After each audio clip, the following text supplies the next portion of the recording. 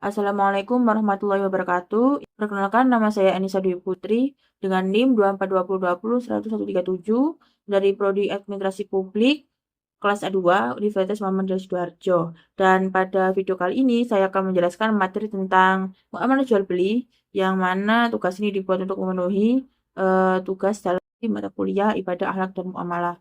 Pada kesempatan kali ini, marilah kita bersama-sama mengingat dan mempelajari dalam salah satu aspek penting dalam kehidupan sehari-hari, yaitu jual beli dalam Islam. Jual beli adalah proses tukar-menukar antara dua orang terhadap barang bernilai dengan sesuatu yang telah menjadi kesepakatan bersama dan yang telah dibenarkan syariah.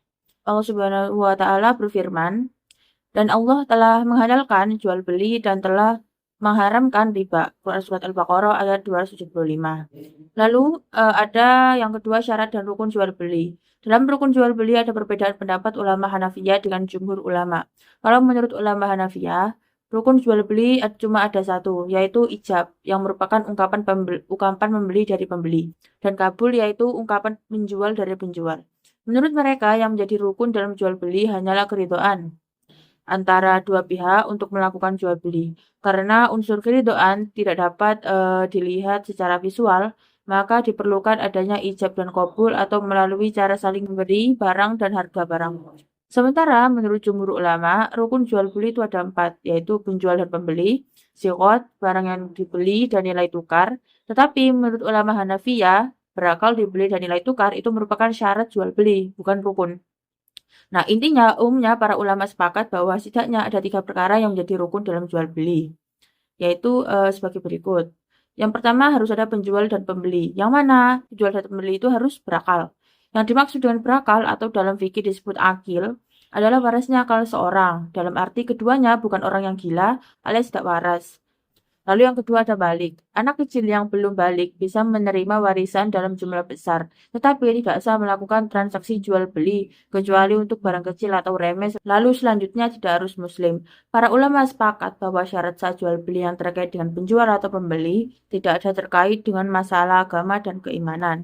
Lalu yang kedua ada ijab kabul. Ijab adalah lafaz yang diucapkan terlebih dahulu siapapun yang mengucapkannya, apakah pihak penjual ataupun pihak pembeli. Nah, sedangkan qabul adalah lafaz yang diucapkan berikutnya setelah lafaz ijab, baik diucapkan oleh penjual ataupun oleh pembeli. Intinya, ijab qabul dalam jual beli itu harus tidak boleh bertentangan. Lalu ada sigot mahdi. Dalam bahasa Arab, sigot akad harus diucapkan dalam bentuk mahdi atau suatu perbuatan yang sudah lewat waktunya. Lalu selanjutnya adalah tidak butuh saksi, boleh dengan tulisan atau isyarat. Nah, sebagian ulama mengatakan bahwa akad itu harus dengan lafaz yang diucapkan. Namun, ulama lain membolehkan akad jual beli dengan sistem mu'atoh, yaitu kesepakatan antara penjual dan pembeli untuk bertransaksi tanpa mengucapkan lafaz. Selanjutnya, barang atau jasa itu harus pertama suci. Para ulama itu menegaskan bahwa benda yang diperjualbelikan harus benda yang suci dan bukan benda najis atau mengandung najis.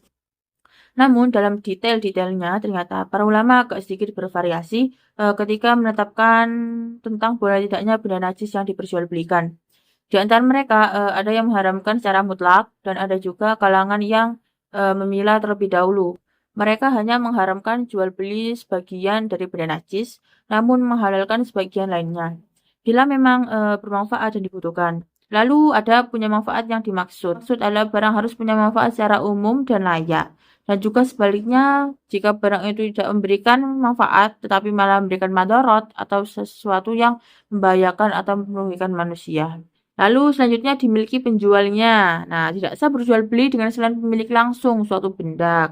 Lalu selanjutnya harus diketahui keadaan barang yang tidak diketahui keadaannya, itu tidak sah untuk diperjualbelikan, kecuali setelah kedua belah pihak mengetahuinya, baik dari segi kuantitasnya maupun dari segi kualitasnya. Demikian video yang dapat saya buat, kurang lebihnya mohon maaf. Nun wal qalam wa ma yasurun, wassalamualaikum warahmatullahi wabarakatuh.